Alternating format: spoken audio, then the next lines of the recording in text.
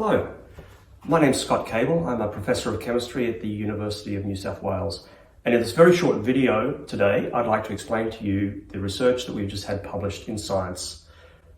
Before I go on, I'd like to introduce the co-authors on this work, Dr. Mitch Quinn and Dr. Klaas Nauta, also from UNSW, Professor Meredith Jordan from the University of Sydney, Professor Joel Bowman from Emory University in the US, and Professor Paul Houston from Cornell University, also in the US. The ability to understand and model chemical reactions underpins our ability as scientists to predict and optimize the outcomes of chemical processes. For example, if the models of ozone depletion in the 1970s and 80s had included all of the relevant chemistry, then we could have predicted ozone depletion before it started.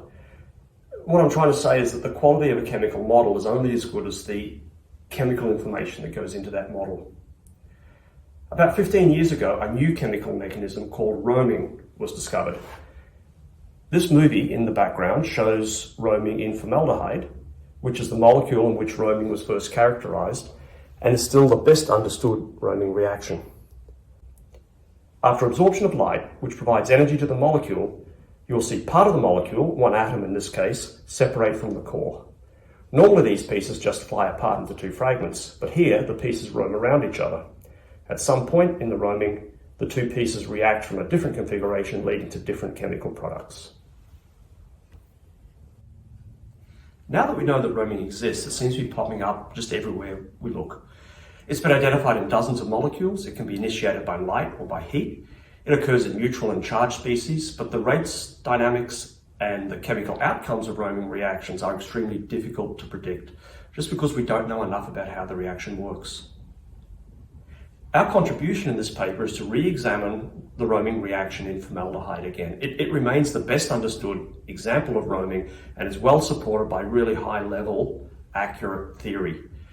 Our innovation was to measure the H2 hydrogen fragment in our lab at UNSW, whereas all the previous experiments had measured the CO, carbon monoxide fragment. We were able to measure the individual quantum states of the hydrogen product and to discover that there are actually two different types of roaming reactions. In a chemical language, these are like a stripping reaction where the hydrogen atom runs past and strips off one of the hydrogen atoms in the molecule, and the other is a rebound reaction where this roaming hydrogen atom collides with the molecule and then steals the hydrogen in a rebound reaction. Measuring something new and understanding it are two completely different things. In fact, the longest part of this whole project has been the effort to develop a chemical understanding of what gives rise to these two different chemical outcomes from the same fundamental chemical reaction, this roaming reaction.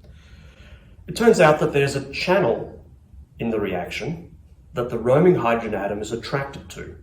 It's called the exit channel by chemists. Now, usually this channel dictates how the reaction happens, or at least the most likely way that it happens. A large volume of chemical reaction theory is based around this concept of an exit channel. In the roaming case, the hydrogen atom must enter that channel at an angle. And this is unusual for normal chemical reactions. And it's this angle that causes the reaction to take two paths. Let me give you an analogy. Think of a skier or a snowboarder coming down a half pipe.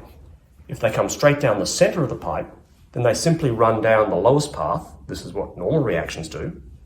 But if the boarder enters at an angle, he or she will oscillate down the pipe from wall to wall. In this analogy, one wall of the half pipe gives rise to one reaction outcome, for example, the stripping mechanism, whereas the other wall of the pipe causes the other reaction type. We believe that every roaming reaction will have a chemical exit channel, like for formaldehyde.